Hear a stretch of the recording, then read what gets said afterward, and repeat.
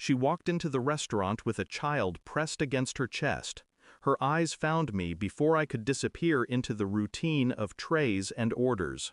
She smiled, not the polite curve of a customer, but recognition. Intimate, too close. "I've been looking for you," she said. The baby shifted, small fingers curling against her blouse.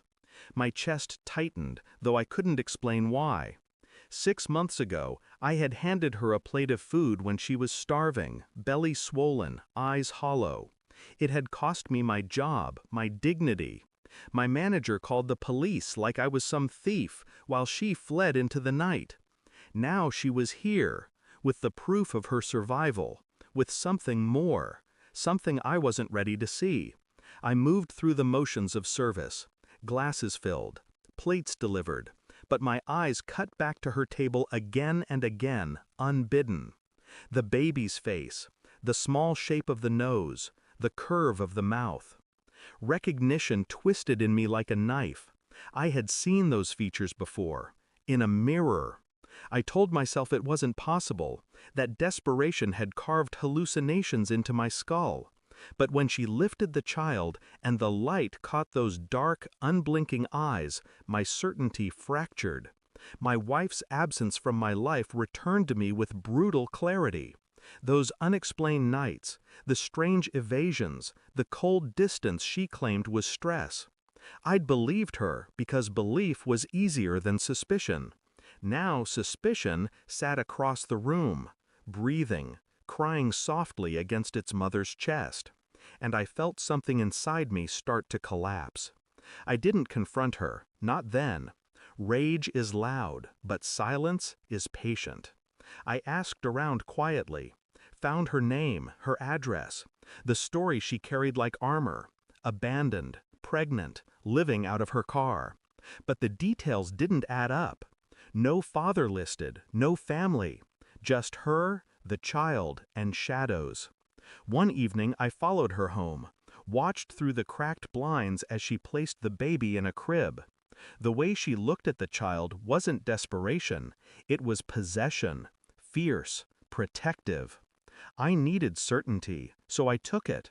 A strand of hair left tangled on her booth seat after she left, another from my own comb, a test mailed in silence.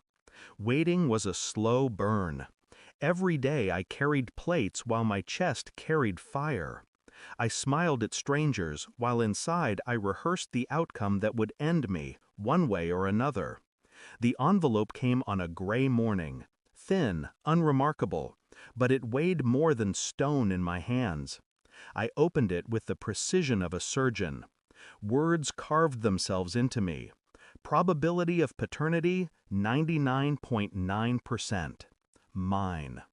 The ground beneath me dissolved. The starving woman I had saved hadn't been a stranger at all. She had been the carrier of my betrayal, my wife's betrayal, my friend's laughter in her silence. I went to her apartment that night. She opened the door, surprised but unafraid. I handed her the paper, said nothing. Her lips trembled. "I thought you'd never know." The words tasted like ash in the air. We sat in silence while the child slept in the next room. She tried to explain how my wife had grown distant, how loneliness had found her in the form of charity, comfort, how one mistake became months, how pregnancy became exile. Her voice cracked, but I didn't respond. I had lived too long inside excuses. Finally, I spoke. "You let me lose everything for you. My job, my home, my life. And you let me believe it was mercy, not blood." She reached for me, but I pulled back, leaving her hand trembling in empty space. "Raise him well," I said. "But understand, he will never know my name." The devastation in her eyes was louder than any scream. I walked out into the cold night, the city lights burning without warmth. Inside me, something settled. Not peace, not forgiveness, just clarity. I had saved a stranger once. Now I had severed a tie I never asked for. The world didn't need my rage. It needed my silence. The child would grow without my shadow. My wife would rot in the grave she dug with her lies. And the woman who carried my blood would wake every morning knowing the truth she could never erase. That was enough. I didn't lose a family. I exorcised a ghost. The deadliest revenge isn't destruction. It's erasure. Thanks for watching. Don't forget to like, share, and comment. Subscribe now to Cheating Stories Insight World for more amazing stories.